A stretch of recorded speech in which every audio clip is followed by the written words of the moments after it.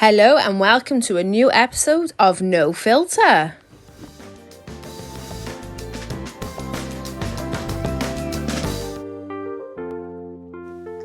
And this week on the podcast, we are joined by Deb, and Deb is one of our transitional workers. Hi, Deb. Hello, Lou. Lovely to have you on. Thank you for coming on, Deb. So, can you please give us a little bit of information about what a transitional worker does within Gwent N-gage? Okay, so my role, which is quite a new role, is to work with young people who are kind of 17 plus up to 21.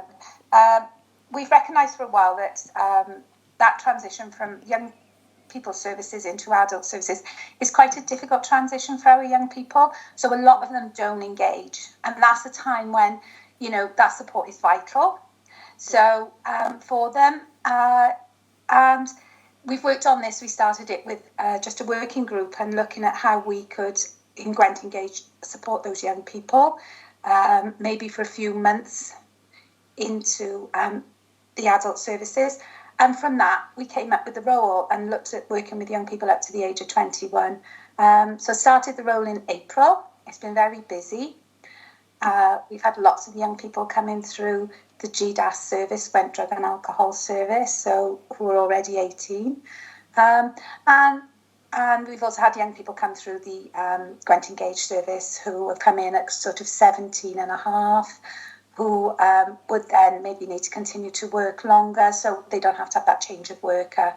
The role has been quite successful up to now because we've been able to be flexible with the young people, assess their needs, and if things. So I've got young people on my work caseload that have children, so find it more difficult to access support.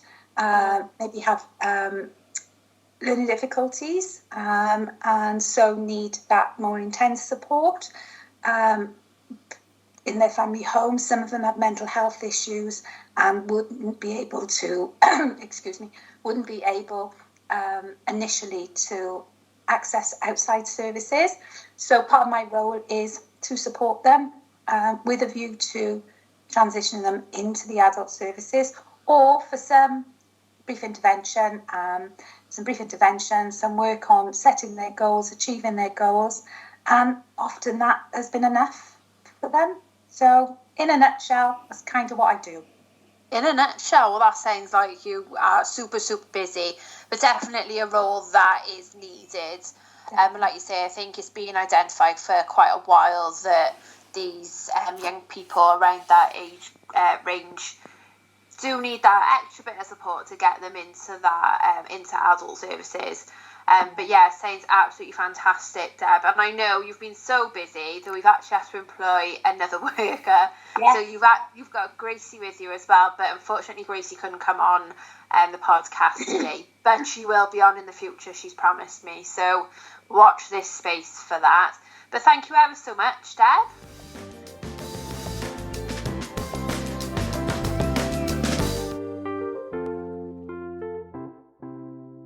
And this month we have a very special Get to Know the Worker.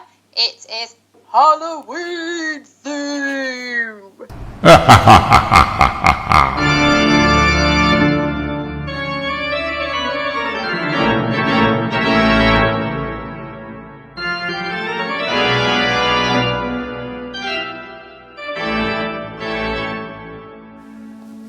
Okay, so we've got Deb with us playing our very special Halloween theme, Get to Know the Worker.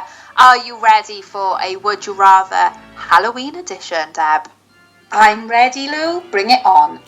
Ready? Let's do this. Would you rather be a real-life vampire or a werewolf? A vampire. Be covered in spiders or covered in snakes? Oh, spiders more than snakes. Oh. Be scared or scare someone? Scare someone. Meet the werewolf or a zombie? Ooh, neither if I had a choice, but I'd say a zombie. I think it'd be quite interesting. Oh, okay. Would you rather be a zombie or a vampire? A zombie. After I'd met the zombie. You've got to meet him first. Yeah. Oh, yeah. Would you rather read horror stories or watch horror movies? Read them. And Definitely. the last one, would you rather have a pet bat or a pet spider? Definitely not a pet bat. Bats can't stand anything flying around. It would have to be a spider.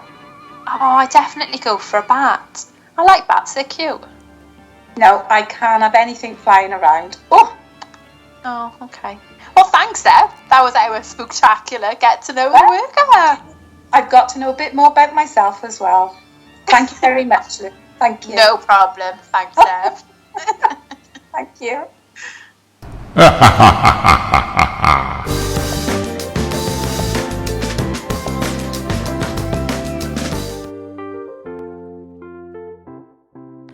So as Deb has mentioned, she's a transitional worker, so she works with our older young people.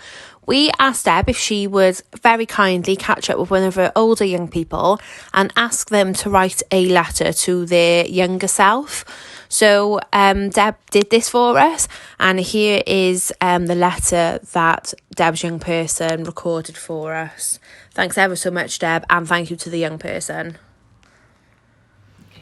If I was 14, I would ask myself if life was so bad that I need a drink. I'd ask myself if life was so bad that the pills, the drugs were needed. I know at the age of 18 I would say no. I would tell myself to go ask for help. I was struggling. I always thought that watching people take drugs and following in their footsteps would help. With the people I surround myself with, I always thought that the way people dealt with their problems was drink and drug use.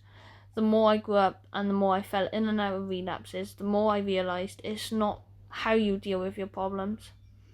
I'd have to say to my younger self that you have to stand up and walk away from everyone. The people around you now are not your friends and are not your family. They're the people who don't care if you relapse or if you overdose. The people at home, your mum, your sister, are family. They care about you, they love you, and the more alcohol and drugs you take, the more you push the people who love you away. Not the people who take the drugs and alcohol around you. I tell myself to stand up and walk away. There are so many other ways to deal with your problems, and what you are doing now in this current moment in time is honestly not helping. You are ruining the happy, bubbly side to you. You are sad and unhappy, and it's ruining your mental health. I had spiraled out of control. My mental health was at its lowest. I didn't think anyone would help or anyone could help stop me.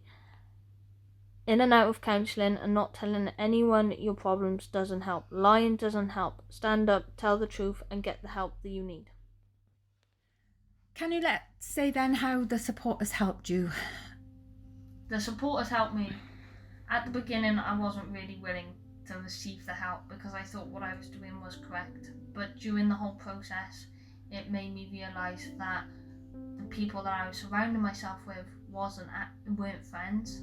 It's made me realise that being sober has put me back into a good family unit, and what I was doing at that moment in time wasn't correct, and how it could have affected me in a very bad way if I carried on the way I had. Also, being in the service has helped me realise that you can also deal with your problems sober, and you don't need the alcohol and drug use to be put in place just for the drink. It also helped me realise that stress and the problems that I surrounded myself with the drugs and alcohol weren't the right way to deal with everything. Okay. Brilliant. And would you recommend to any of your friends or anyone else going through a similar experience that getting support is a good thing? I would 100% recommend sending someone to the service, because it's not only opened my eyes to what sober living can actually be, but it's also let me receive the help in a way that I feel comfortable receiving help. I can also recommend the service because it's a good and valuable way to spend your time.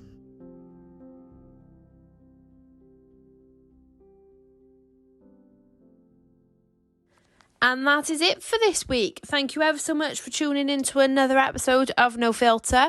A massive thank you to Deb for coming on and telling us all about her role and for asking her young person to write the letter for us. A absolutely humongous thank you to the young person for writing such an honest and frank letter. We really appreciate it, and it's really nice to get a young person's view on these things. So thank you once again. We hope you can tune in to the next episode next month. Have a lovely, spectacular Halloween, everybody.